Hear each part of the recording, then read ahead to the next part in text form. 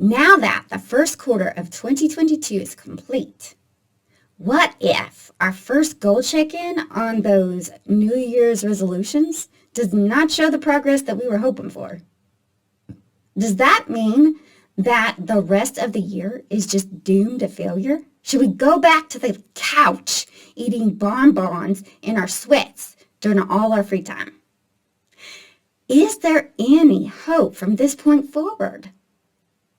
And how do we manage the angst that often dominates as the dreaded moment of goal check-in approaches? I'm Dana Hicks, a licensed clinical mental health counselor, and I have 5 tips to help us find our center as the goal check-in process begins. So tip number 1 is just invite the critical voice.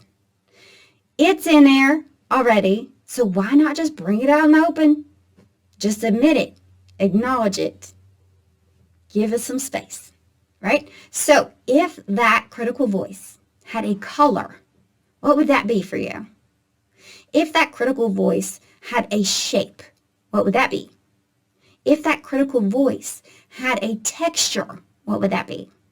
If that critical voice had a place within your vicinity, where would that be? Write those answers down, draw them, and just spend some time just imagining what that will look like for you. So would you have a clear picture of what that critical voice looks like? Go with the assumption that it is trying to help you in some form or fashion. And just the fact that it is part of you means that it is probably trying to help you out. So trusting that that is true is important. And then asking that part of you, okay, what is your specific motive here in shedding light on only the negative?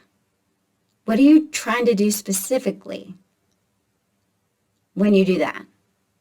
And how are you intending that to help me?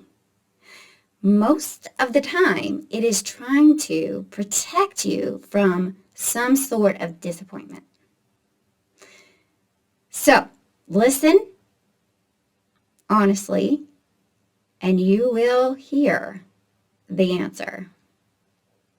Tip 2 is thank the critical voice.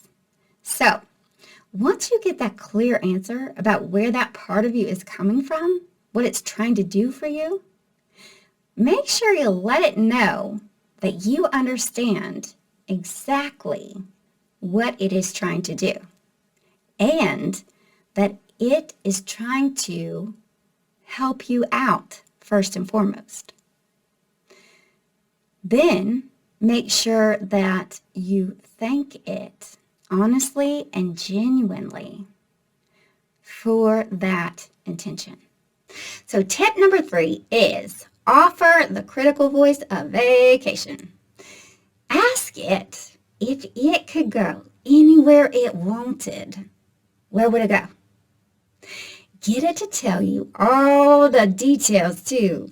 Go through all the senses. What would it get to see there? What would it get to hear there? What would it get to touch there? What would the temperature be there? What would it get to taste there? And what were the smells it would get to smell there? Let it soak up all the yumminess of that place and offer it the chance to hang out there for the whole time that you're doing the goals check-in. Just hang out, relax, enjoy life.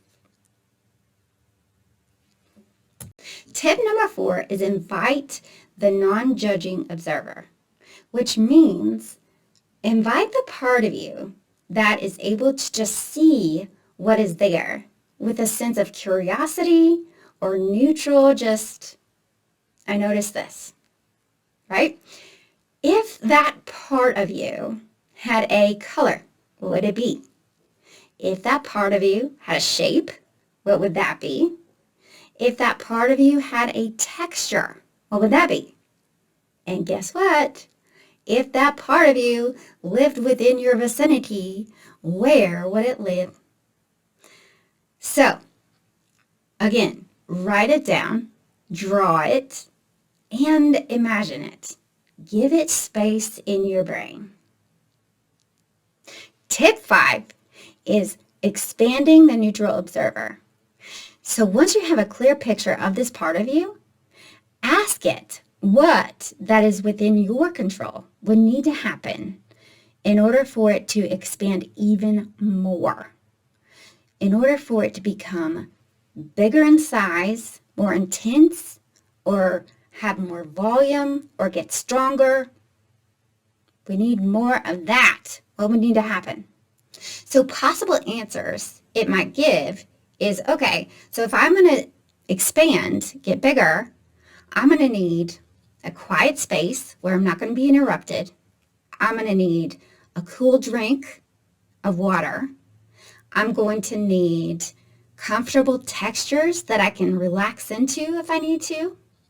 I'm going to need this specific kind of smell that helps me focus.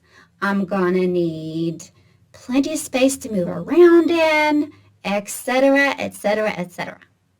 So, once you get that answer, follow through on any and every request that you can. And once you have done that, and you're ready, you have your goals right in front of you, ready to focus, just check in and notice any shift in your attitude, in your tension level, or in your heart. That is way more helpful compared to before you tried these tips. And bask in any and every helpful part of that. So to wrap up, anticipating goal check-ins can be intimidating and nerve-wracking, but these positive imagery tips can help us feel validated and disarm us and help us feel refreshed as we return to our center, even when we're on the runway of a goal check-in. Stay tuned for next week on adding empowerment to that centered mindset. Feel free to like, comment, and subscribe below with no strings attached.